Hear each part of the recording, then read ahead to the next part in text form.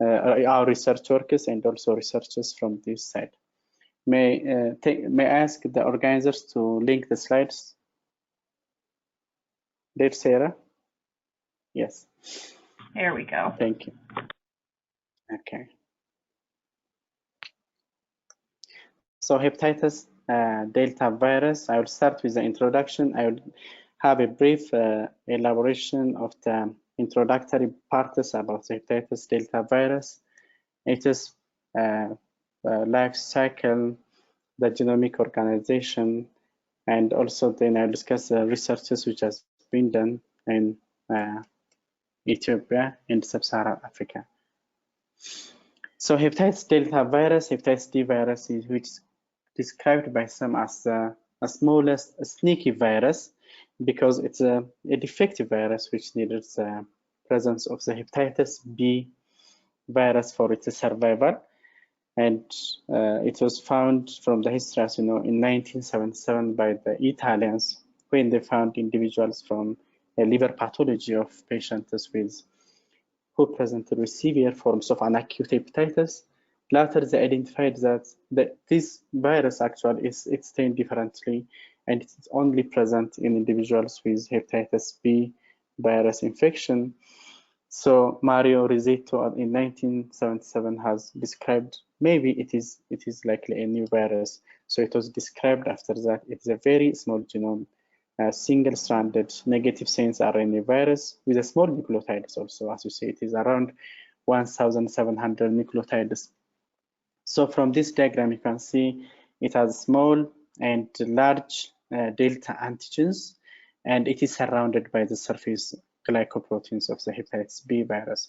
So the hepatitis B envelope with an empty envelope will lead to the entrance of these large and small delta antigens, and it will be surrounded by the helper virus, which are the middle, small, and large glycoprotein, and it's only present in individuals who are infected with hepatitis B virus infection. It's important to have some point about the replication of the hepatitis D virus. So this is the, as you hold the ribonucleoprotein, as we have said, these are the small and the large hepatitis D antigens surrounded by the hepatitis B surface antigen with its glycoproteins. This is from the part of the envelope. Then the first step or the initial phases are actually related to the entry of the virus. In 2012, actually, by Young has identified after this the receptor, which is the entry for the hepatitis B virus and also the hepatitis D virus. They share the same receptor, which is a sodium taurocholate co-transporting polypeptide. And this is also an important target site for the drugs that target actually hepatitis B and also hepatitis D infection. This is the early phase of hepatitis B and hepatitis D virus. They are usually the same because they share the same receptor here. After this, the next process is very also important, uncoating and enter into the nucleus. The second phase, which is likely occurring in the nucleus, is actually peculiar to hepatitis D virus. It's very interesting to see what called the double rolling circle of formation of the genome and the antigenomic RNA, which is a covalently closed circular RNA, and it's made by the polymerase II in the nucleolus. Likely also some studies showing polymerase I could be involved. So this antigenomic RNA may act as a template for further production of the genomic RNAs. This process, as you see, it continues, vice versa. So it's likely replenish the stores of the genomic RNA, and the genomic RNA leads to the messenger RNA, and further translation will occur and formation of the proteins. And it's also formation of the ribonucleoprotein can occur also, and this ribonucleoprotein can also lead to the formation of the translation into the different proteins formations. And the third step occurs actually the assembly. There are also drugs that like prenylation inhibitors which act at here, and release will occur. It's important to see here that one important target is at sodium taurocholate, the entry inhibitors, and prenylation inhibitors are coming. Interferon is actually the only drug that's widely used to be ineffective, but there are a lot of hopes to see. So we have seen that hepatitis D virus is defective. It's present with the hepatitis B virus, but when you see the life cycle, actually, they didn't share many things except the entry parts. As seen the hepatitis B virus, the entry phase is only the one they share. Further process actually of the hepatitis B virus is really complex, like the forming of covalently closed circular DNA and DNA synthesis and peculiar reverse transcriptase enzyme, which is important in the DNA synthesis and also targets for hepatitis B virus. So the current treatment that we give for hepatitis B virus, even though it can cause viral suppression, still the hepatitis D virus will not be affected by reverse transcriptase inhibitors. So you can see they actually target the different sites for the hepatitis B virus treatment. And after we see this important life cycle and the virology and the history, it's important to see how is the mode of transmission of hepatitis delta virus. So it's important to always remember that it requires the presence of hepatitis B surface antigen, but in the transmission, there is a peculiarity. So vertical transmission of hepatitis D virus is actually considered to be rare. Infection during early childhood, I want to stress here that for hepatitis B virus also, horizontal transmission is an important form of transmission for hepatitis B virus in Sub-Saharan Africa, like countries which are having more than 8% prevalence of hepatitis B virus. This is different from Asian or American countries, as you see. So probably in American, sexual transmission could be considered the most common. Hepatitis B virus is rare. In Asians, where the hepatitis B virus is high and it's mostly vertical form of transmission, here unidentified causes or exposures during childhood, and this transverse form of transmission is common for both Hep B and hepatitis D virus infection. Sexual transmission is also considered to be one form of transmission in hepatitis delta virus. When you see practices that are common in Sub-Saharan Africa, also traditional practices are common, like scarifications. Whenever individuals have some sort of pain in the abdomen or different areas, they will have scarification that could probably use similar needle exposures, and percutaneous exposures are an important mode of transmission. Special risk groups which are higher, and we can see in the different case control studies or the prevalence of the antibodies in different groups. Those who have HIV infection have higher hepatitis delta. Multiple exposures to blood and also syringes are an important mode of transmission. And in general, hospital care and easily contaminated materials that can be used in the hospitals are also major form of transmission. So physicians are also at risk. They need to have safe hospital stays, like starting from the gloves and everything should be safe. And the most important prevention, as you see, would be vaccination. After we see the mode of transmission, the hepatitis D virus is considered to be an immune-mediated liver injury. As you know, hepatitis B virus is mainly also an immune-mediated, but there are some studies which show that hepatitis D virus could also have direct effect on the hepatocytes. So it could also have direct injury to the hepatocytes, and further necrosis and inflammation may occur. But in general, immune-mediated liver injury predominates, and we have two forms of presentations. The two forms are like the superinfection. So these are patients who are either carriers or patients who have cirrhosis who presented with a superinfection. So they will be infected in a patient with underlying infection, and the others are co-infected. These patients usually manifest an acute infection. The virus, both Delta and B, are present at the same line. After I said this, I'll try to put the hepatitis B and hepatitis D virus kinetics just as an introductory part, so that we can differentiate or diagnose the superinfection and co-infections. So this is a typical scenario in co-infections, data from the CDC. And patients with a co-infection will have an acute presentation. So this patient will have, we have discussed the transmission route, so they will have an exposure from this transmission and or exposures. And this patient will initially manifest with hepatitis B surface antigen.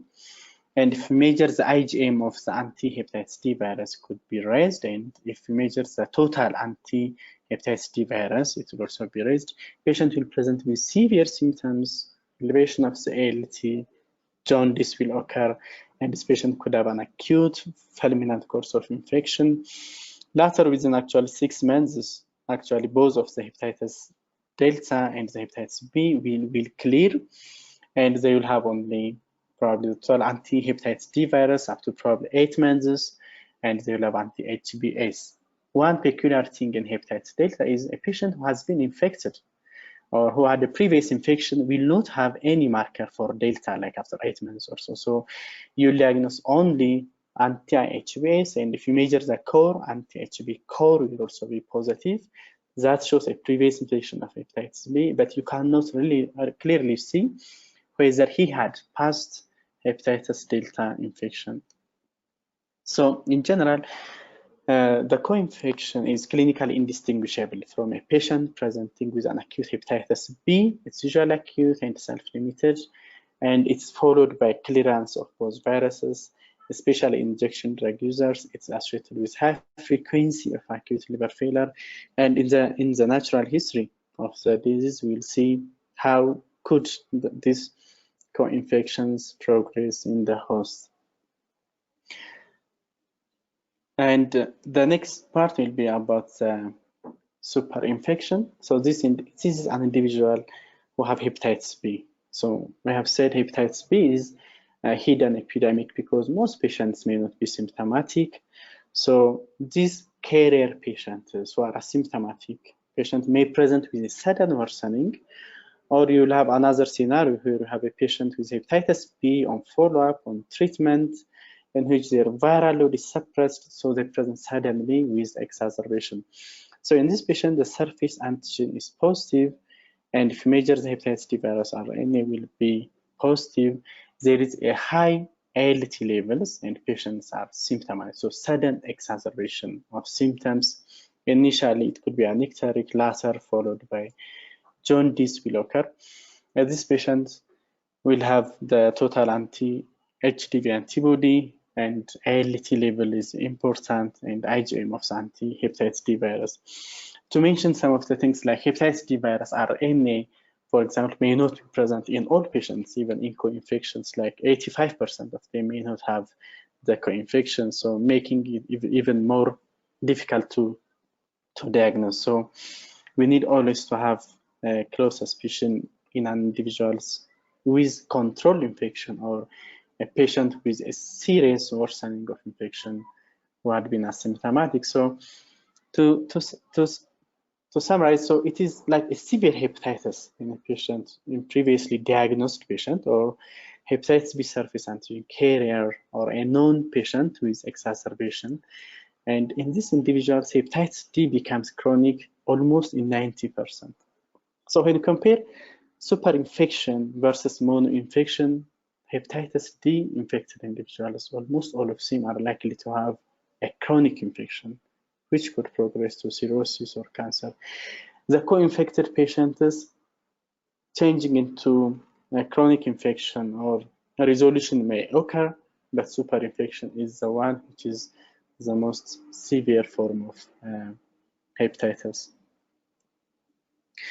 So if you have seen the basic parts in the kinetics, it's important also to see the natural history and how hepatitis delta is different from C and B. So hepatitis C, in general, hepatitis C and B are considered viruses with little interest, but hepatitis D is even more because we are not discussing about it. But when you see the natural history, hepatitis delta co-infection would be more serious than this. So acute hepatitis C patient, if you have an individual exposed, so the likelihood of going to chronic hepatitis C could be around 75 to 80%.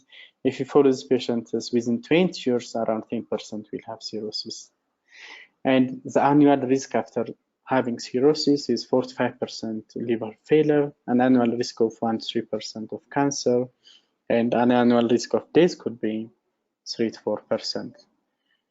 If you see patients with hepatitis B, as we have said, hepatitis B is a sort of not directly cytopathic, so it depends on the host immunity. So those individuals who are infected during infancy or neonatal period, 90 to 95% of them will go on to have a chronic hepatitis B. Actually, that's why we are advocating on birth dose or immunoglobulin, because those infected in the adults are not the ones which are highly likely going to develop chronic Hep B. If you don't prevent them at the young age, 90%, 95% will go on to have chronic hepatitis B. After this, around 30% are likely to have chronic infection. And from these, 40% of them will develop either failure, cirrhosis, or hepatocellular carcinoma. What will happen if a patient is super infected with hepatitis delta? So it depends whether it is co-infected, as we have said. Fulminant course could occur up to 2 to 10%, and some size up to 10 to 30% may have chronic infection. But the problem is in patients having super infection, 90% of them will have a chronic infection. So almost all of them are likely to have a chronic infection. So this is the one which makes it more serious, severity. And the other is also the duration. When we have seen the duration is like 10 to 20% in Hep C after 20 years. But usually the chronic thing occurs like in 10 years. So it's a decade earlier and it's the most severe. That's why hepatitis D is considered the most severe form of viral hepatitis. It progresses early and almost all patients are likely to have a chronic infection. From this, 70% of them are likely to have liver failure, cirrhosis, and hepatocellular carcinoma. So this is really one of the neglected or forgotten diseases after discovery of the last 40 years, but no much as such progress has been made, even though it is presenting as a severe form of a disease. So Hep D is responsible for most severe and difficult to treat hepatitis. Severe fulminant acute hepatitis cases occur in patients with co-infection. It rapidly progresses to cirrhosis and cancer. So it progresses like a decade earlier than we expect from Hep B and C. And the annual rate of cirrhosis and cancer, we have seen it is high. So with this, there are some strong recommendations. So this work could look strong, like a screen for hepatitis D virus in all carriers once you diagnose them or once you plan them to initiate antiviral therapy for Hep B and when there is worsening. So we'll see if this is really supported by the guidelines after we discuss epidemiology, but considering the severity and the rapidity of occurrence of the disease, such recommendations has been contemplated. And there's another thing that I want to share here is the viral dominance. As we have seen the virology, hepatitis D and VB, they occur together. And hepatitis D actually uses hepatitis B machinery. So it hijacks the hepatitis B machinery. So it dominates it. And also actually in vitro studies have shown that the S form of the hepatitis D could inhibit the hepatitis B virus mRNA synthesis and stability. So these studies and also other mechanisms have shown that hepatitis D virus, when it occurs, it suppresses hepatitis B. So the typical patient is a patient with hepatitis B, and when you measure the viral load is suppressed, yet having raised ALT, advanced fibrosis, and E antigen is negative. If you have such kind of patients, almost all the guidelines recommend to test them for hepatitis D virus. Yeah, after ruling out actually the most important cause, like probably non-alcoholic fatty liver disease, probably in the West, which is very common, alcoholic liver disease or these other conventional causes should also be ruled out, but hepatitis D virus should be screened. that there are atypical scenarios in the cases that are present here in the literatures.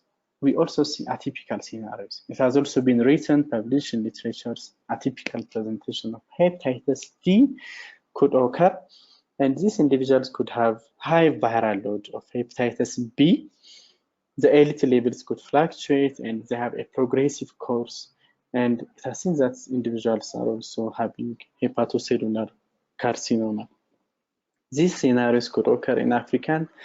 We have an African consortium study of liver cancer, in which I have also contributed from Ethiopia. We have seen that hepatitis B virus occurs in young age, and it is associated with rapid progression. And it looks there is another synergistic factor that could play a role. It could be hepatitis delta virus here that could portend hepatocellular carcinoma. So it needs further study. So there are atypical presentations of hepatitis D virus. So if you are just following the typical scenario, you might miss. That's why the previous slide has also recommended to treat while you initiate hepatitis B virus treatment. So if you see the epidemiology is also interesting. It doesn't have any specific geographical distribution, as you all know. So there are some pockets of high prevalence areas. So from when you see from the CDC data, so in Africa, for example, in the Horn of Africa, like the Sudan, Central Africa, having the highest distribution. In the northern part of South America, the Amazonian basin, and also the eastern part of Europe and Pacific Islands were having the highest prevalence. In the Middle East, we're almost having the intermediate prevalence in this region.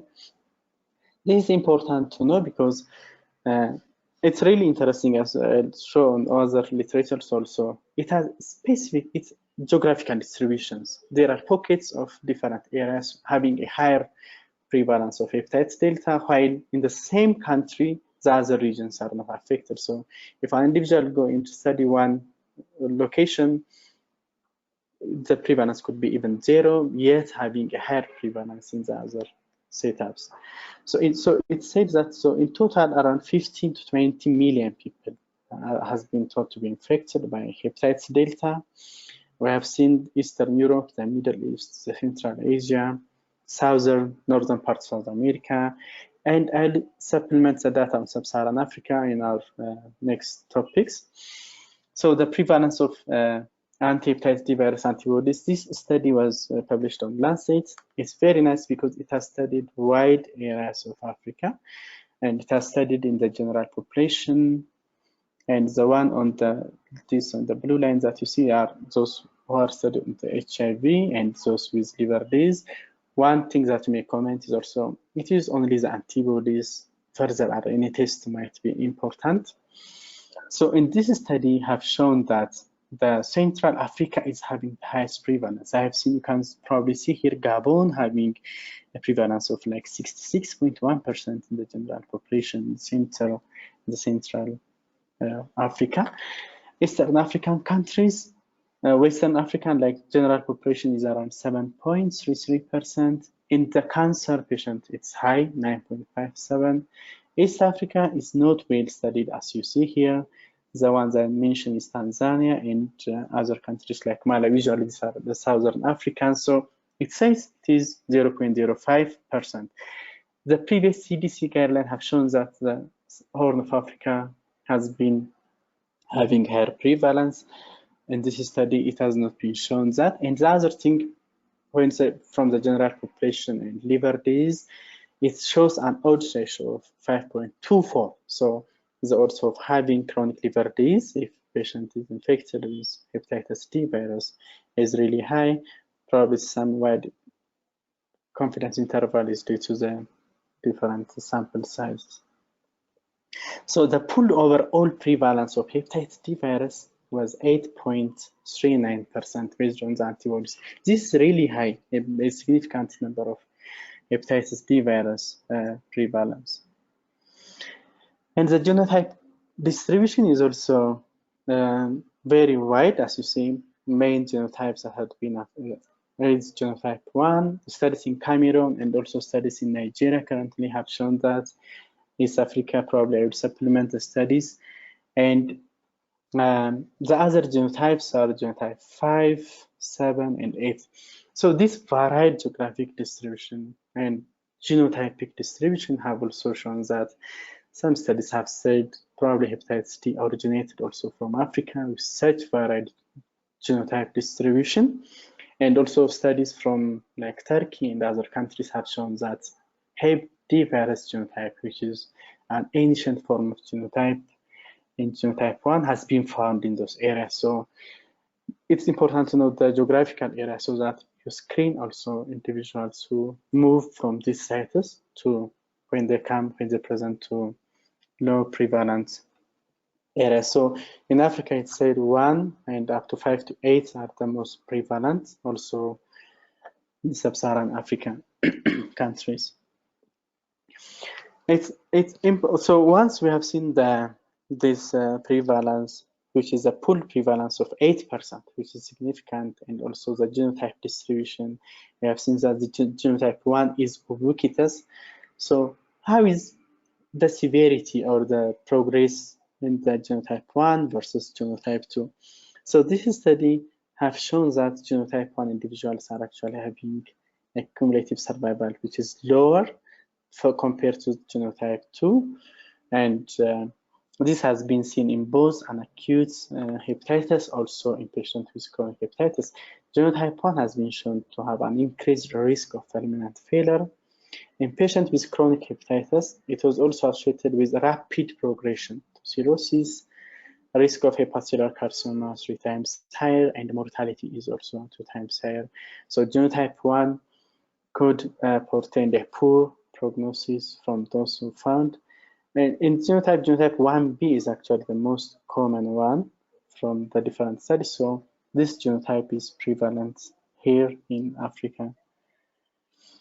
And if you have seen the severe forms of presentation, and it's actually affecting 15 to 20 million people, if you are considering 5%, then we need to see the guidelines. So we know that the World Health Organization has set an ambitious goal of elimination of viral hepatitis, and it has a lot of states targets for hepatitis infection, treatment, and care. And when seeing the WHO on hepatitis D, actually it puts how we can prevent, treatment, and everything. When I go down to the WHO response, it says WHO does not have specific recommendation on hepatitis D. I don't want to be much strong here, but I think if you are considering elimination, we need to strengthen care of hepatitis D virus. I know a lot of things could be associated with hepatitis D virus care, starting from screening, diagnosis, treatment is difficult, but I think even having data could support. If you have a good data on hepatitis delta, that could also support in the care of hepatitis B virus, like in the prevention aspect. So I think it should have a strong word on hepatitis delta by the WHO. I have seen the different guidelines. Actually, I have tried to mention different things, but the one which is inclusive I found it the American Association for Study of Liver Disease 2008. It puts to test individuals who are at risk, and I will show on the next slide which individuals are testing is recommended, and it even recommend periodic retesting, like patients probably with exacerbation and the typical patient which I have said. So patient with suppressed viral DNA but yet having high ALT or advanced fibrosis to test, and even uncertainty. So if the physician has also suspicion that this could be from hepatitis delta, uncertainty also it's important to test. And it's recommended to test within these serologies of anti-hepatitis D virus followed by RNA, hepatitis B viral DNA to be checked. And it's recommended to take interferon alpha 12 months, but recently actually 48 weeks of treatment is recommended. So these are individuals by ASLD high risk groups. So it includes persons born in regions with reported high hepatitis D virus endemicity, so West Africa and Horn of Africa. As I've said, data from Africa is scarce actually, so it's difficult to include only the Horn and West, because we have seen that the Central African have a higher antibody tests, So data, we need to have more data from Africa, from different parts of Africa, to recommend or to exclude individuals from testing. And the Asian countries, which I've said having the highest prevalence, Pacific Islands, Middle East, the Eastern Europe, and South America has been included. Persons with injected drugs and MSM, and patients with Hep C and HIV. We have seen that HIV patients having a higher risk of hepatitis delta, any history of sexually transmitted disease or multiple sexual partner. We have said that the sexual transmission is also an important risk. So individuals with elevated ALT and AST, so these are individuals with suppressed viral load yet having raised ALT. So these individuals are considered high-risk groups and to be tested for hepatitis delta infection. So when I come to our studies here in Ethiopia, so I am from Ethiopia, East African country. The current population, so it is a largely populated country, as you might see. So these are according to June 3 estimates. It's more than 109 million people. And the estimated prevalence of hepatitis B virus is around 9.4 to 10% from unpublished study, which was done by the Ethiopian Public Health Institute, which is a research institute, and which uses actually around 10,000 samples. So we have seen that we have a higher prevalence of hepatitis B. Just to share one slide on the history of hepatitis D virus here in Ethiopia from the previous studies, one pioneer physician, Professor Idamariam Zegga, had been doing studies on hepatitis delta. Initially, it was 2.7% among patients with viral hepatitis.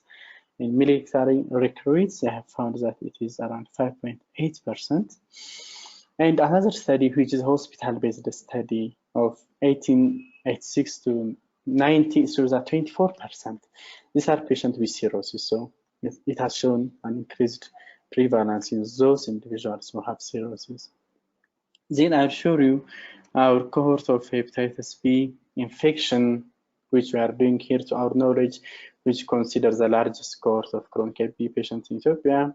As this study was done by Dr. Hannah Berra, who is my colleague here from St. Paul's Hospital. So we established this treatment program here at St. Paul's Millennium Medical College. We recruited many patients. The initial aim was actually to show that this forgotten site, to show the hepatitis B care and treatment is feasible in a resource-limited setting. With that aim, we also screen patients for hepatitis delta.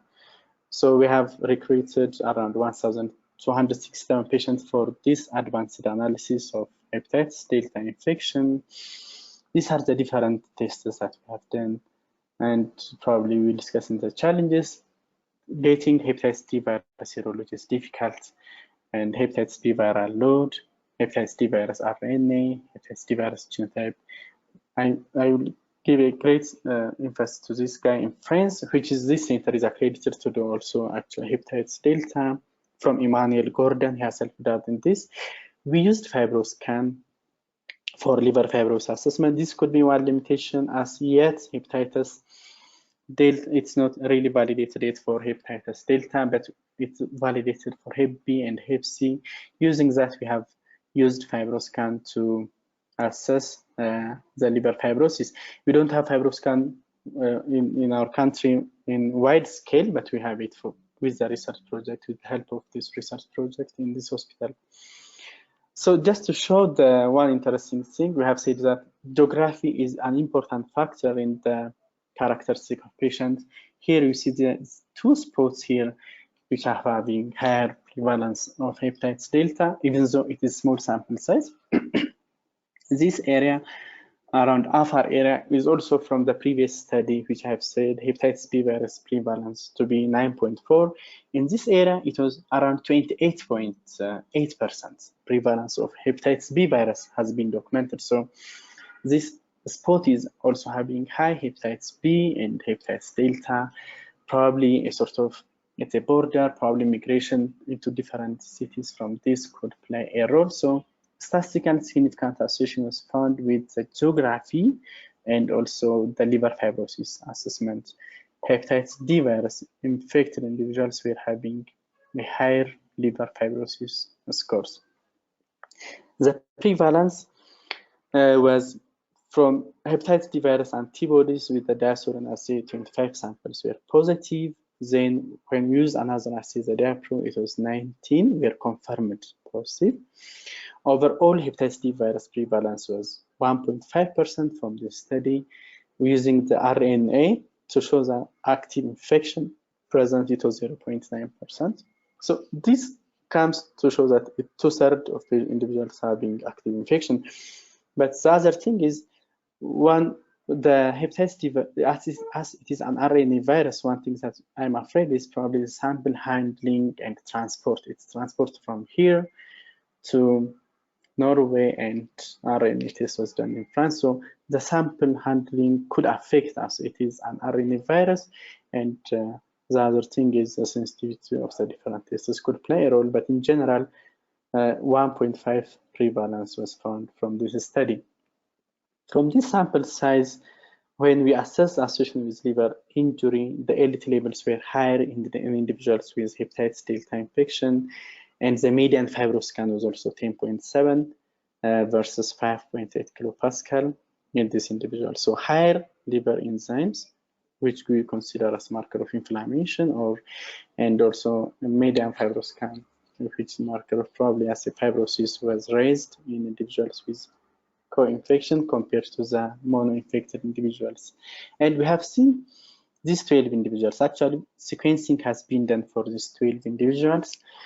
And when we see the association with mortality, majority of the mortality occurs also with this, and you can see patients who develop hepatocellular cancer, other patients of same has died, one patient lost to follow-up. We don't know, we couldn't trace the patient who couldn't come to follow-up. And mortality was significantly associated with active hepatitis D infection at univariate analysis, and the crude odds ratio was 5.3 with this confidence interval. You can see it's wide actually because of the small sample size. The other thing that you can see is the relationship between the viral load of the hepatitis B and hep D. It isn't, for example, for the patient who is in care, both of them were actually high and fibroscan 7.6, but yet having higher liver enzyme. Patient who had hepatocellular cancer were having both higher viral loads of hepatitis B and D. The patient who has died were actually having a high hepatitis D viral load, yet he was having like the classical patient with suppressed viral load and very high fibroscan, usually more than 10. And from West Africa study for on hep B, more than 9.5, we consider cirrhosis. So 36.8 is really a higher number of fibrosis. Viral load is suppressed and having high hepatitis delta. When you see the genotype, all of them were genotype 1, and this also shares with the other African studies like in the Nigeria, which have the CRN200 African marker rather than the alanine, which is more common in the Eurasians. So probably it shares the African marker. You can see further the sequencing on this study. Also, Balayhun et al. Has also studied, and he has sequenced around 6 hepatitis delta virus. All of them have shown that there is a clade homogeneity. All of them were clade 1. If you want to also see the hepatitis B virus genotype, we only found hepatitis genotype D and A in our cohorts, and this we are associated with the hepatitis D virus genotype 1, which looks actually typical and African genotypes from the evolution. So in Sub-Saharan hepatitis D virus prevalence was 1.5%. It was associated with raised LT, as we have seen. I think it is important study showing big impact. So I would like to acknowledge, if you allow me to acknowledge 2 people from here, like Nagga Barhi, who brought this study actually to Ethiopia. He's overall PA of this study, and Asker Johansson from Oslo University Hospital, who trusted us to come to Ethiopia, St. Paul Hospital, and has done a lot of things for this study. This is not yet formal. We try to make it Ethiopian Norwegian hepatitis support or care group. So I would like to acknowledge all of this who take part in this research. Another study which I'm being involved with is a case control study to assess the impact of hepatitis delta virus. Here I can just go on the summary part. You can see from controls around 180 patients with healthy controls positive for anti-hepatitis D virus, it was 3.8.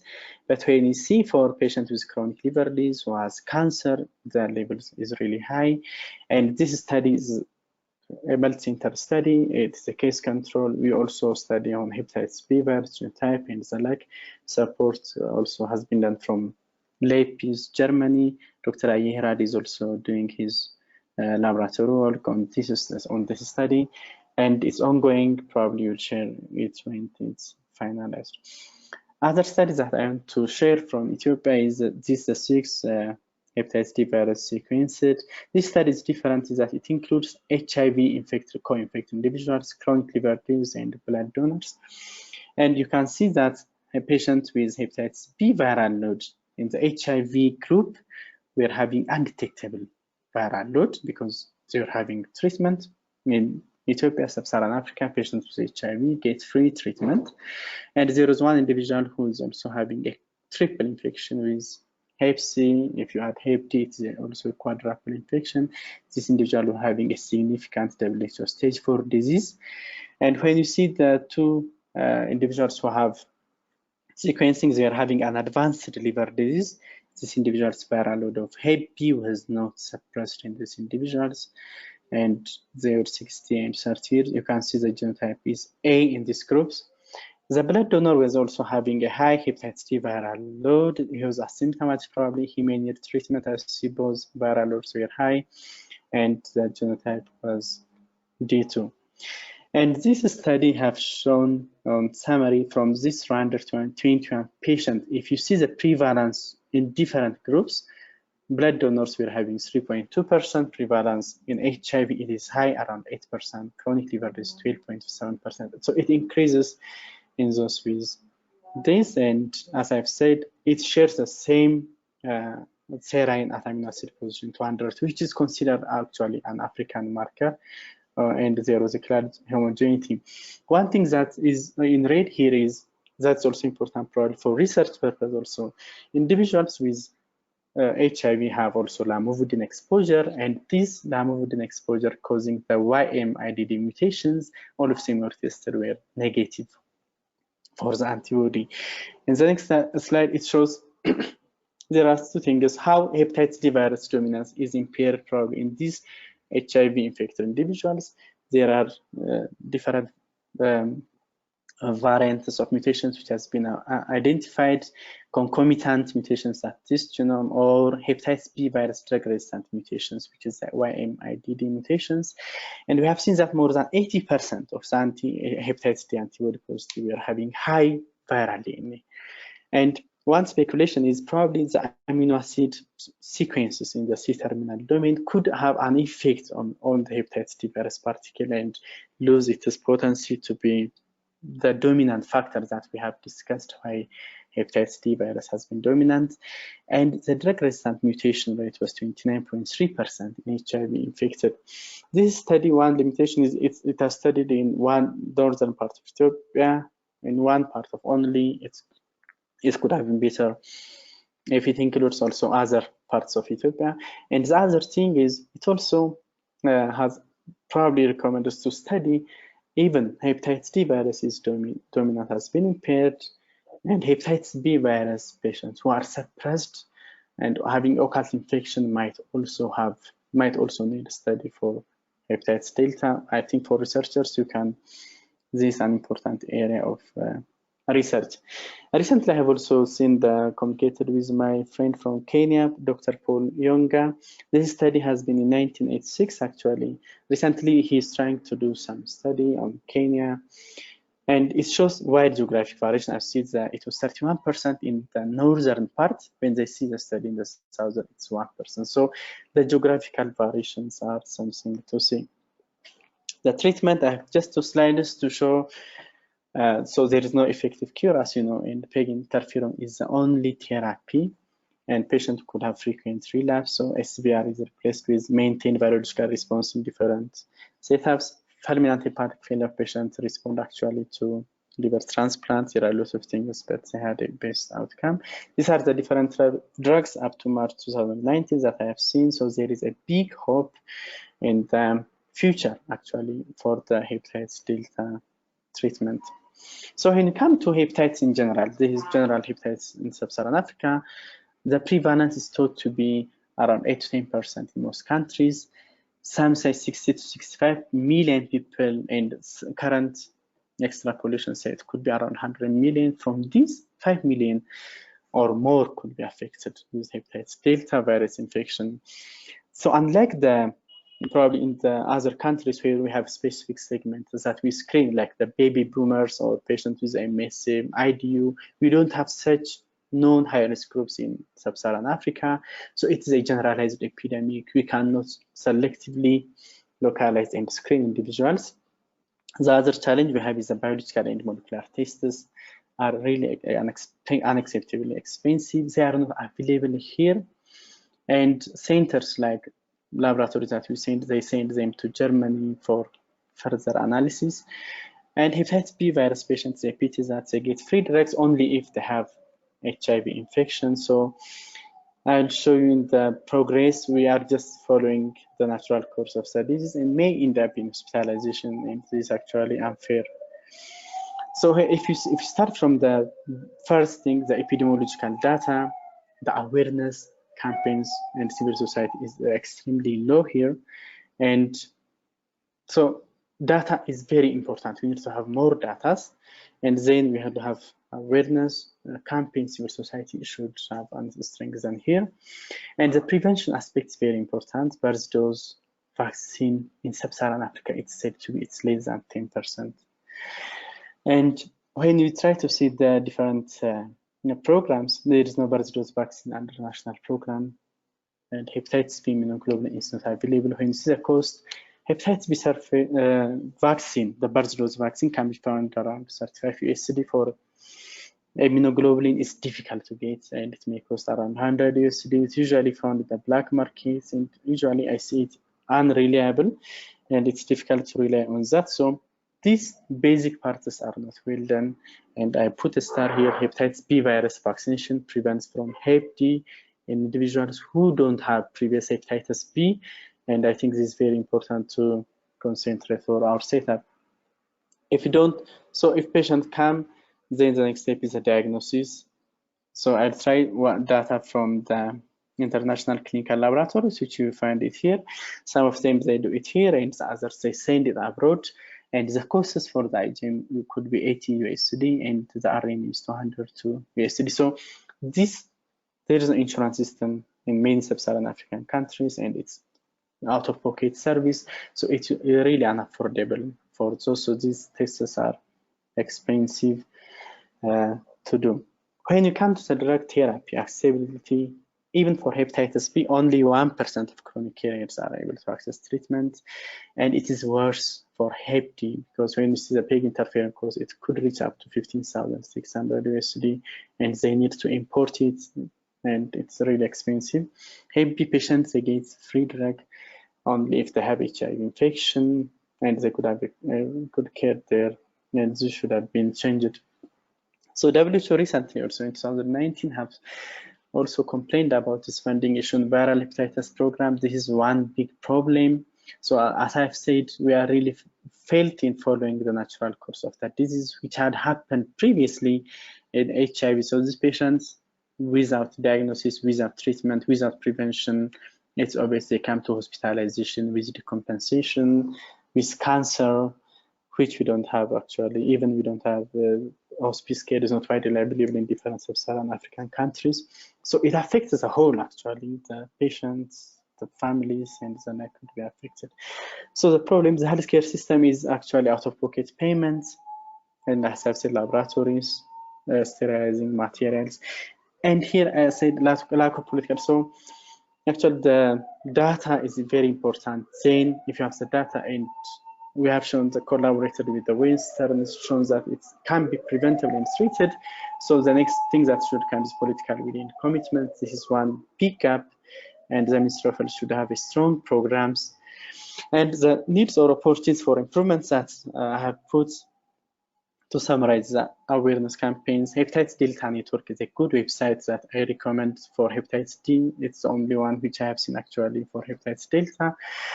So we need to collaborate with African countries, associations to have like a collaboration. A lesson should be drawn from HIV now, which we are also following the natural course of the HIV probably previously, and now it has got a political will and policy and partners are there and it's on treatment. It should happen the same for HIV, and these are some of the needs or opportunities for improvement. The recommendation I have is universal protection of healthcare workers. Hospital safety is important. Vaccination for hepatitis at birth instead of starting at 6 weeks. Drug availability in general, pharmaceuticals have tried their best, but more should be done. So collaboration. So unacceptable global inequalities occur. So collaboration like that we have doing in Norway seems like it's very important. They are showing that it's feasible treatment, for example, for hepatitis B in resource limited countries. So as I've said, across Sub-Saharan Africa, hepatitis does not receive the attention that HIV did in 2000 from NGO and civil societies. So the involvement is very important. Government's prioritization of the health agenda. The health sector, if you see the budget and everything is very low in the health. So this should be put in the prioritization of the health agenda. So in conclusion, the hepatitis D virus is overlooked and not routinely reported. We have seen clade homogeneity in the Ethiopian studies. It is a severe form of viral hepatitis with rapid progression to hepatocellular cancer. More data is needed, probably hidden support and like we expect. Current therapies we have seen, and I would like to stress on the prevention. Superinfection, we need to educate to reduce risk behavior because superinfection, we cannot give vaccination. It cannot help to prevent. Once the patient has hepatitis B, well, it doesn't prevent, but co-infection can be prevented by pre or post-exposure prophylaxis, which includes the vaccine and immunoglobulin. And this is my final quote from the WHO director in the last WHO 72. It's very important, and I like it. That's what I'm sharing. So it says countries must invest in programs that keep people healthy and out of hospitals. Prevention is not only better than cure, it's cheaper. So I think we need to stress on this very important aspect. And thank you. Thank you so much, Dr. Desline. We'd now like to begin our portion of the webinar where we're able to take some of your questions. As mentioned at the beginning of the call, we'll start by answering questions submitted to us in the chat box. If you would like to submit a question now, please do so using the question field on your screen. So we did have a question that came in during the presentation. The first question for Dr. Desline, what do you suspect is the most common way that people become super infected in Africa? Okay. Thank you. As I've said, super infection, the most important means is different forms of transmission, like which are associated with, like when patients are having pain or abdominal pain, they may go on to scarifications, or they could have needle injections, repeated needle injections. These unsafe forms of transmission are important forms of super infections likely. But thank you. Still, it needs further study actually. Thank you. Another question is, what do you think about the new clinical trials, the trials for lonafarnib and Mercludex? Okay, thanks so much. I have seen this progress in the entry inhibitors. So especially in the different presentations with the entry inhibitors with the PEG combination, that have really shown actually, I have seen studies showing a better outcome. So these entry inhibitors, I think, could probably benefit not only the Delta, but also the hepatitis B virus infection, because studies have shown that they suppress the hepatitis Delta and also the hepatitis B. So I think there is a good promising studies. We would be also like to be involved in such clinical trials. Thank you. Someone's asking if there's any certain diet they should follow when co-infected with hepatitis B and Delta. This is very important question. In our side in Sub-Saharan Africa, also in Ethiopia, when I see when a patient is infected with hepatitis B, they are actually advised not to take protein meals. And recently, I have published a study on BMC gastroenterology, about predictors of mortality. I just included the malnutrition as showing an important predictor of mortality. So avoiding such protein diets that I want to stress from this side, probably avoiding such protein diets is not really recommended, because they are usually advised even when they are diagnosed with hepatitis B or hepatitis D. So it's the most important thing is to have a limitation, even they may need a higher dose of proteins. The other thing is when they have hepatitis delta, late night snack has been studied. Studies have shown that it is quite useful, and they need to have also supplements in vitamins, minerals. So a balanced forms of these things are important, but avoiding alcohol, and in our setup, people usually go to herbal medications. Avoiding that is the ones that I usually stress. Thank you. That's very helpful. Okay. Another question is, how can chronic hepatitis B patients prevent hepatitis delta?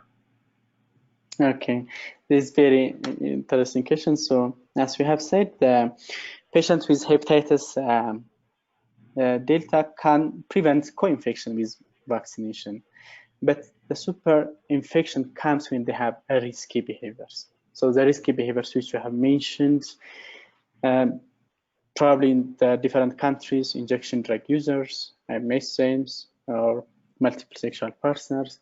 In our setup, also avoiding these traditional forms of treatments like scarifications. And we need to stress on the hospital safety. The physician should be provided well-equipped safety materials, starting from always using the gloves and everything in the hospital, sterilization. These are very important things.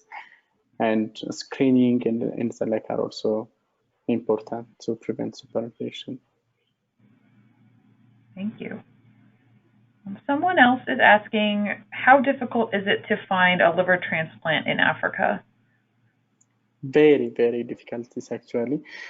So when a patient comes with late stages or with end stage, usually we send them abroad, usually to India. They're likely going there, so it's expensive. It could cost them up to 50, 60,000 USD there. So yet we don't have a liver transplant center here, but for example, St. Paul Hospital and other biggest hospital, the Black Line Hospital, are planning to have in advance, probably for the next 5 years, to have such care, but yet we don't have. So people they're likely to go abroad for such kind of treatment. Thank you. So I think we have time just for one more question. Somebody's asking, are you aware of any awareness campaigns about hepatitis going on in any African countries? Or perhaps Ethiopia, you may be able to speak to that. Yeah, very important, very good that this question has been raised.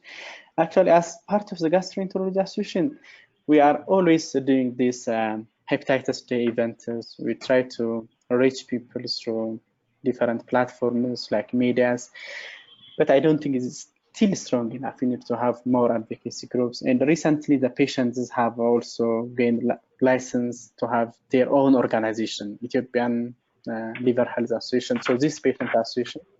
And the other thing in Africa, so in the meantime, I can put the name Kenis, probably if you know Kenis Kabagambe. We are both NOHEP advocacy and also visionary.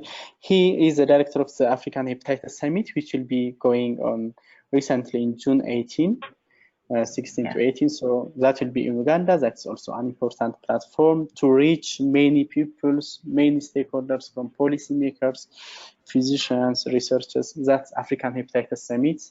is an important platform for this increasing awareness campaign. Great. It's very helpful. Thank you, Dr. Desline. I believe that's all the time we have today, but again, I want to thank you for your wonderful presentation and taking the time to answer some questions today. Okay, thanks so much for Thank the you. audience participation too.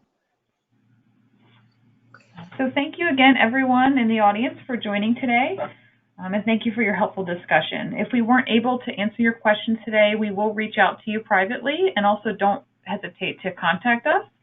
We have our email on the screen, and we also have Dr. Desline's email. Please remember to fill out the survey after the webinar and let us know any suggestions for future webinar topics. Also look out for a message from us, which will include materials from today's webinar, including a recording. We greatly appreciate any feedback you can provide us as you exit the session. And thank you again, everyone, and have a great rest of your day. Bye-bye.